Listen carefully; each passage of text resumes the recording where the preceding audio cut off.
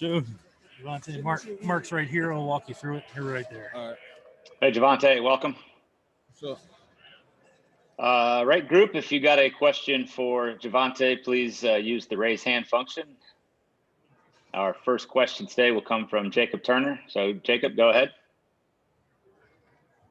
What's up, Javonte? Coming off a loss at Florida State, going into a rivalry game this week, have you sensed maybe a little bit more of like a pep in y'all's step going into this game? Just because y'all have, like I said, coming off that loss, but going into a rivalry game, you guys can really bounce back with a bang this week. And if you noticed anything different in practice, maybe a little different of an energy, or is it just kind of the same as usual? no, it's definitely a boost in energy because last week I feel like we came out a little sluggish at practice, being that we had won the previous games. Just like last season, we won the first two. We came back and lost two right after that. So that's what Coach Brown been talking about, is making sure we don't do like we did last year and drop these two games because we know how important this one is. Thanks, Javonte. Appreciate it. All right. Next up is CL Brown. Hi, Javonte. I was wondering, who would you say has been the biggest influence on your running style? My favorite running back probably Todd Gurley. I like how he runs. And being that he's from North Carolina, I watched him a lot when I was in high school and growing up. So that's probably who I watch the most. And I watch Alvin Kamara a lot too. Being that Coach G coached him, he always shows us his highlight tapes and things that he did in college, what he did well and things he could improve on. So probably Alvin Kamara and Todd Gurley. Okay. Now applying that same question, who would you say has helped you get to where you are? Like, who's been the biggest influence in actually helping you develop your skill to where you can play at Carolina? Definitely Coach G. He taught me a lot. Coming out of high school, I didn't really know much about like passing, pass protection, things like that. Coach G and just other running backs like Mike, British, Tonio, Jordan Brown, players like that, they just brought me along. All right, thanks, man. Mm-hmm. All right, Ross Martin, go ahead, Ross. Hey, Javonte, did NC State recruit you at all? No, sir. Okay, so what's your feeling on like you're from North Carolina. What's your feeling on the rivalry between UNC and NC State, and obviously being from the eastern part of the state? It's a big game. It's definitely a game I always went to when I was in high school. Like, they always gave me like the recruiting tickets, and always told me like come to camps and things like that. But they never really recruited me. So and also I know how big of a game it is, just because you either, if you stay in North Carolina, you either NC State or Carolina, where I'm from. So I know how big of a game it is. We just got to go out and play hard and do what we got to do and get this win. Can you go into a little bit of how UNC ended up recruiting you and how that happened? I know it was pretty late in the recruitment process, right? Yes, sir. Actually, it was at the state championship game my senior year. We played here, and after the game, Coach Fedora came in the locker room and was like, do you want to go on your official, like right now after the game? And I said, yes. So after the game, I went to the hotel and stayed. We played on Saturday. So when I woke up the next morning, he invited me to his office and he just offered me because I had to go to the Shrine Bowl the next day. Had they been recruiting you a little bit throughout that year, or was it pretty sudden, the interest? Nah, that was the first time I ever talked to Coach Fedora. Okay, awesome. Thank you. All right, Andrew Jones. Go ahead, Andrew. Hey, Javonte, kind of piggybacking on Jacob's question, is it easier to cut the cord to Saturday's loss and what happened down in Tallahassee because you have NC State up this week? I wouldn't say just because it's NC State, but after we never want to lose, but after we lose, you got to have like amnesia pretty much and just forget about it, because you can't let Florida State or any team beat you twice. Because if you continue to think about it, they'll creep up on you and we'll lose both games and then we'll be 2-2. So 3-2.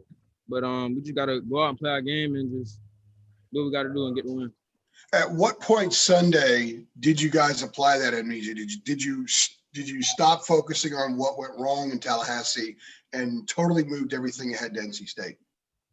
I feel like after the film session, because every Sunday we watch the game, like correct the mistakes, then we go out and have practice. But being that we got back so late, we didn't have practice on Sunday.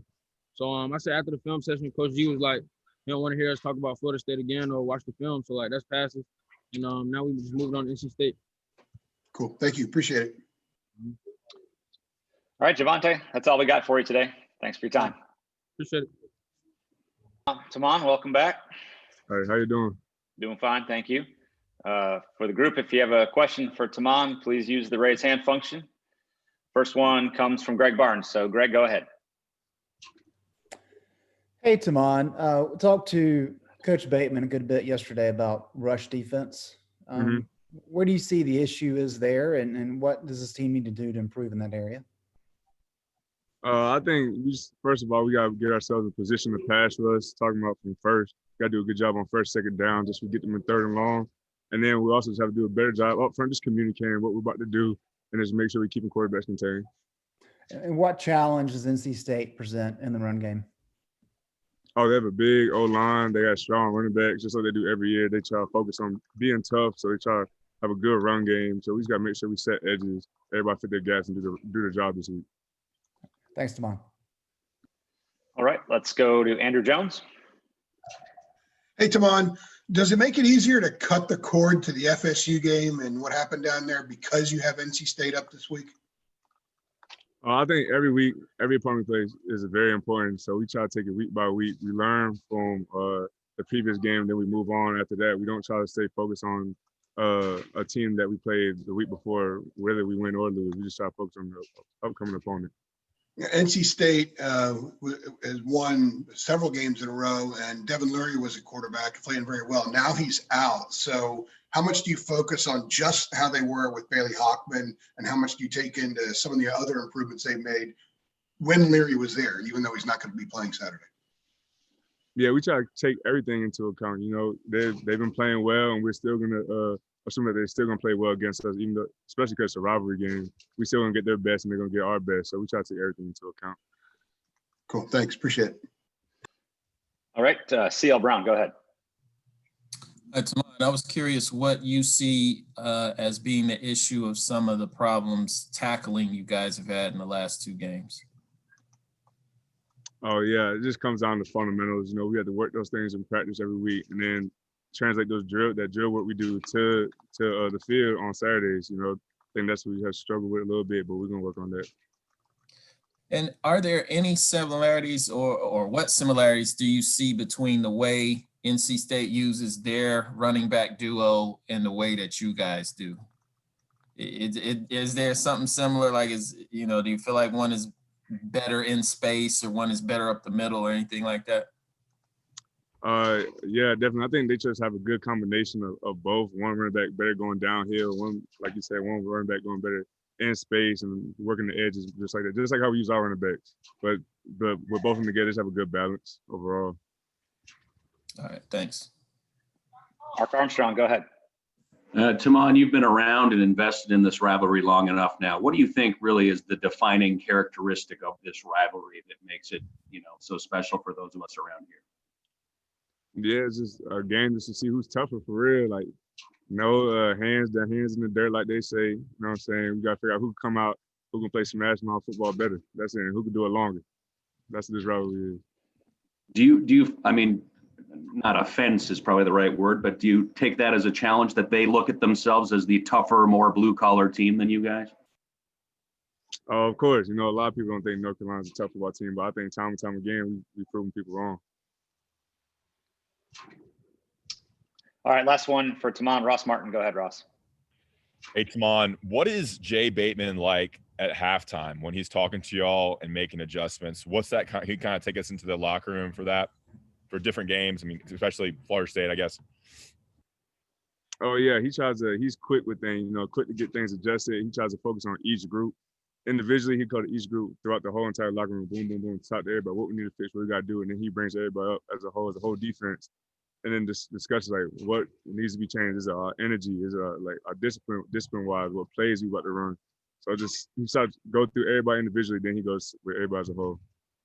So when y'all go in there, y'all are all separated by position group first, and then come together as a whole. Yeah, we kind of have like the linebackers, D-line. We all like kind of know each other, but still we in our own groups. He come by, swing by through everybody, and then talk to us as a whole. What's he like? Is it just all business, or is it motivational, or is it strategic scheme, or just? I think for the most part it's straight business, then strategic. But it depends on what we did after the first half. It might be a little more emotional. Gotcha. Thank you.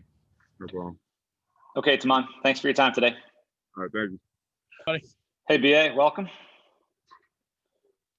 Please, again, use the raise hand function if you have a question for Brian. First one comes from Andrew Jones. Hey, Brian, what would you say are the primary issues with having consistency with pass protection? I mean, I don't know. I guess it comes down to just your fundamentals and techniques. So, I mean, if you have an issue in pass protection, there's likely a fundamental issue there. So with that, it's a fairly correctable thing. Yes. On the flip side, why are you guys having so much success opening up big holes for the run game? I think we're really just coming together as an offensive line, playing together. Practice today, we're just really starting to come together. We have our inside run period. We're really just getting hip to hip, moving guys off the ball. And whenever you have great backs like Javonte and Mike, you can only just give them a little bit of sliver of space, and they're going to bust it open for us. Cool. Thank you. Appreciate it. Sure. Next up is Greg Barnes. Brian, what did you learn about the team with how they responded there in the second half at Florida State? It's funny you asked that. We were actually sitting there Sunday in the meeting room. Before we even turned on the film, we sat and talked for probably 20, 30 minutes, just open discussion about what we learned from Saturday. And I think we learned from Saturday as a team that, we got to, first of all, learn how to handle success. Coach Brown said at the time we didn't, he didn't think by the way we played Saturday that was a top 5 performance, and I 100% agree. But I think as a team we need to learn how to handle success and also learn how to handle losses. As I walked off the field with Jordan Tucker, I think like he and I just both walked off the field. It was very tough, but we just know that we all have each other's backs, and we'll just continue to fight. We're so close at the end to coming back and making a final push, and I just love the guys I'm around and see so much fight in this group. Just Sunday talking together, I really don't think there's anything that can hold this team back from accomplishing all the goals ahead of us. So I'm very confident in everyone around me, confident in myself, my quarterback, my defense, and everything. I just know that there's a lot of upside. Is there some benefit in the fact that NC State, a true rival, is your next opponent, and to kind of bounce back from that game? I think so, yeah. Honestly, it's great to have another game after that last week, because there's so much to learn from, schematically and technically.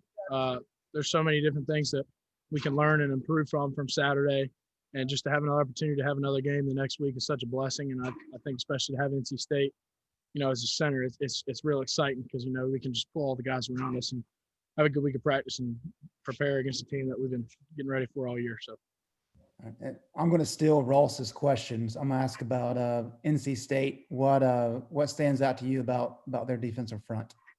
The defensive front's very physical. Number 29 is going to be one of the biggest challenges to have all year. He's a very physical player. He's real big, and he's very twitchy for his size. I remember playing against him last year a good bit. He's a very respectable opponent, and he's someone that I'm really looking forward to playing all quarters. Great. Thank you, Brian. All right. Ross, you got something different? Yeah, I mean, Brian, a little bit piggybacking off Greg's first question. What individually do you do as a leader to kind of pick your team up after a loss? I mean, you're one of the older guys now on the team. Are you going to the freshmen, the sophomores? Are you speaking to the whole team? And how do you handle leadership after a loss? The biggest thing is, first of all, I try to look back at things that I did wrong first, and then also just try to see how that can affect other people. I'm not going to sit and blow smoke up everybody's butt in the locker room and say any corny BS. Like, at the end of the day, it's just you gotta find out what you need to improve on and learn from it. And I think that's just the biggest thing, is calling out mistakes you make, and growing from it, and growing up and just accepting responsibilities that are going wrong, and then also just being positive, understanding. I could not be more excited for this week, and I think everyone around us, we had one of the most fun practices we've had all year today, and it's fun to get up and run around knowing that there's a big challenge this week, and having another opportunity to do it's just so much fun. So just staying positive and looking forward to another opportunity is something I look forward to. And what's your take on this rivalry game? I mean, you got the blue collar guys down the road, in-state rivalry, some recruiting dynamics here, and generally you're from Alabama, but you've been here a while. What's your take on UNC versus NC State and what's going? They're riding high too. They got 4 straight wins. Yeah, they're having a great year. I think at the end of the day, it's a pride game. It comes down to, two teams that are 30 minutes down the road from each other. If you want to have the pride of the state and earn the respect of the nation, you gotta win the in-state games first. So that's what it means to me. It's just, an in-state opponent and having an opportunity get an advantage on them to, help earn a name for yourself. There you go. Thank you. Thanks, Brian. Appreciate your time today. Absolutely. Y'all have a good one. In the second half, was it schematics? Was it effort? Was it focus? What was it for you? I think it was just everybody on the defense doing their job. It's something we talked about at the beginning of the game, and the first half wasn't what we talked about at all. Coming in at halftime, there was no ink drawing up at halftime. It was strictly everybody doing their job. We didn't have any schematic flaws at halftime. We came in, we found out that people were misfitting gaps, trying to do too much, instead of just doing their job. And that was really the case in the first half. It was just everybody making sure they're doing their job. And in the second half, I think you saw that everybody was doing their job, and we were able to get a lot of stops on defense. Thanks, Jeremiah. Mark Armstrong, go ahead. Jeremiah, how do you define this rivalry? What makes it particularly spicy playing these guys each year and making it a game that people enjoy so much? It's an in-state rivalry game. I mean, something really to get excited about, especially this early in the year. Usually we're facing them the second last game. Last year we played them the very last game of the season. It's something to really get excited about, especially coming off a loss against Florida State. All right, Ross Martin, go ahead, Ross. Jeremiah, what kind of message do you want to send in this game after coming off a loss and going against a big rival? I just want to go back and do what we did the first couple of weeks and stop in the run, show that we can get back to where we were the first couple of weeks of the season, and showing that we can be a top run stuffing team in this country. And I think that's what they pride themselves on too. They pride themselves on toughness. They pride themselves on running the ball, running inside zone, counter game, stretch. And I think if we can stop that, that'll be great for us. And getting into the run defense, what do you have to do? You said, obviously, do your job, play a role, but schematically, you can kind of take a step back and into the film room on what needs to happen for you to stop NC State's run attack and your role in it too. Yeah, it's been a little different than the past couple of weeks we've seen. VTech and Florida State both use the equalizer of running the quarterback.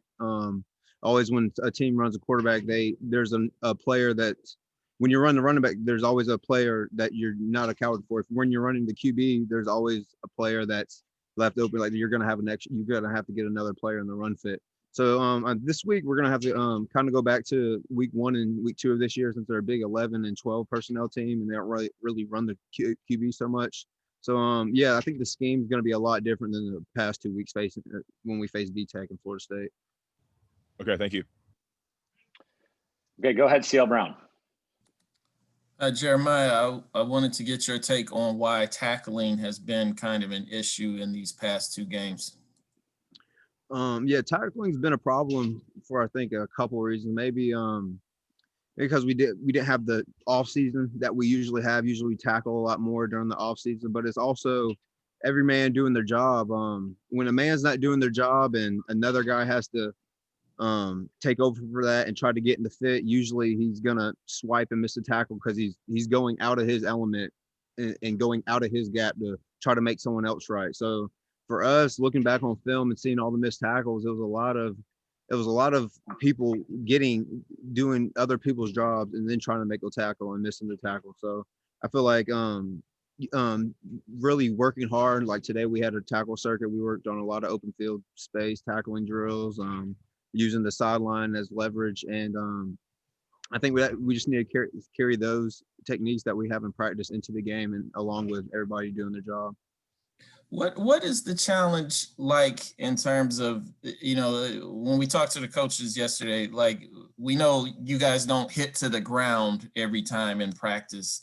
What's the challenge like going from kind of simulating how tackling should be and angles and everything like that to actually doing it on Saturdays? Is there a disconnect of not actually following through, during the week and then having to do it? Like, does that factor into it at all?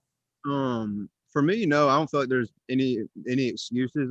In practice, if you go full speed and you track that back hip like you're supposed to, and you go full speed, then that should transpire to the game. But if you're not going full speed in practice and you're not giving it all, then you're going to end up seeing that in the game. And I think us looking back on film from prior weeks, if us going a little bit harder in our tackling circuits, it'll transpire to the game.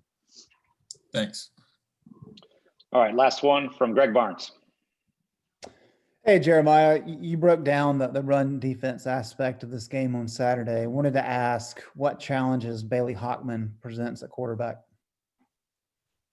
Looking back on his film, he actually has a really strong arm. He's not as maneuverous as the other quarterbacks, but he still buys time with his feet to get his receivers open. He lets his blocks set up for him instead of him scrambling way outside the pocket. He sets up, buys time for his receiver to make a throw. Obviously he's not as elusive as the prior quarterbacks, but also the prior quarterbacks we faced haven't had an arm like him.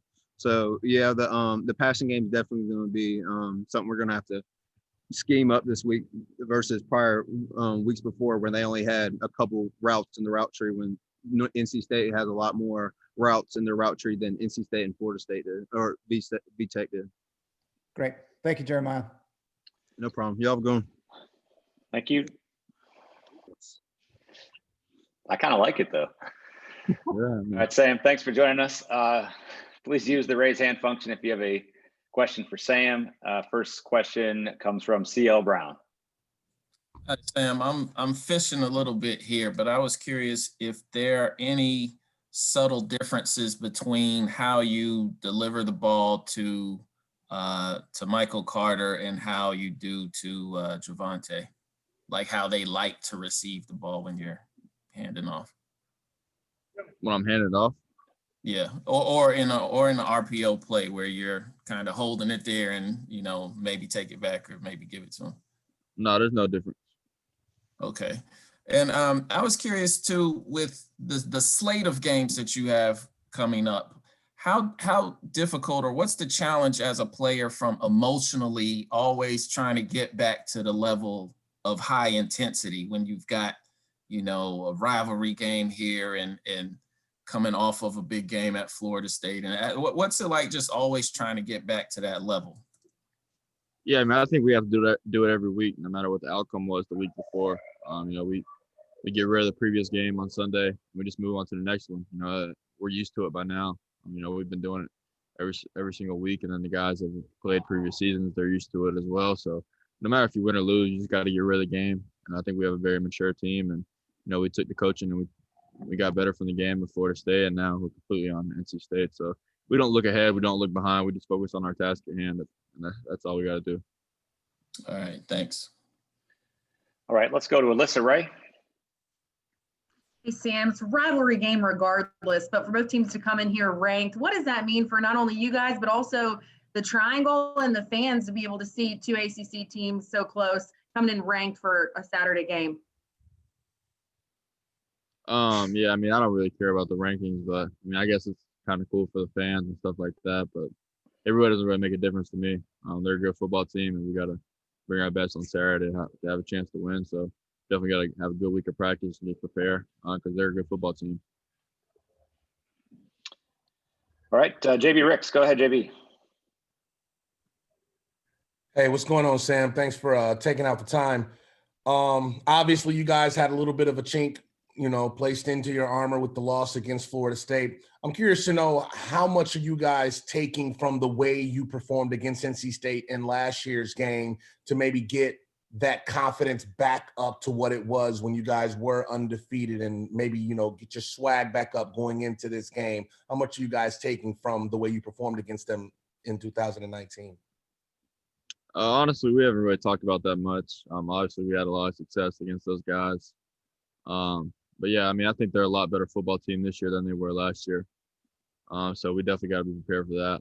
It's definitely not, and we're not the same team as last year. So, I mean, it's a new year. It's both two new teams, so we can't really look at last year. We just got to go into it and give it our best shot this week, and just have a good week of preparation and go out there on Saturday and perform.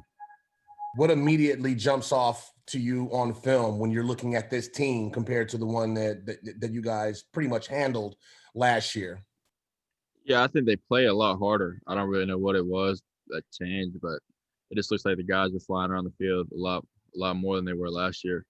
That's something you really didn't see from their defense last year. So, yeah, I think they do a really good job on defense. There's a lot of things that they're doing better that they weren't doing that well last year. So it's definitely a good challenge for offense. We got to prepare for it on Saturday. All right, thanks, Sam. Yep. All right, Greg Barnes, go ahead. Sam, to build off JB's question there, what is a little bit different beyond just the playing harder? What is different about that defense? Yeah, there's not much difference as far as schematic-wise goes. It's the same BC, so they're doing similar stuff. But yeah, it just looked like their whole mentality on the defense side of the ball has changed, honestly. It just looks like a completely different team from last year. When you turn the film on, that's probably the first thing I noticed.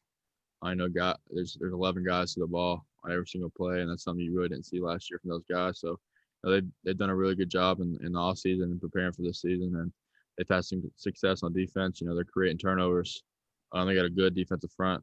29 is a really good player. He's definitely a future NFL guy. 10, the safety, he plays really, really hard. He comes down and he'll hit anybody. I don't think he's the biggest guy, but he's definitely not scared to hit anybody. So there's some guys on that team that are going to fight. So we're definitely we got our hands full on Saturday, so we got to be prepared for it. Great, thank you, Sam.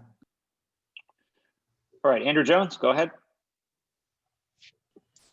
Hey, Sam, Brian was just talking a few minutes ago about a meeting that discussion you guys had Sunday, said it was around a half hour, and some of it was about learning how to handle success, and maybe that was part of the problem in Tallahassee. What did you take from that conversation that you guys had?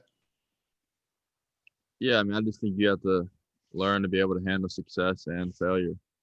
I think that's one of the best ways to get better as a team. You just got to learn.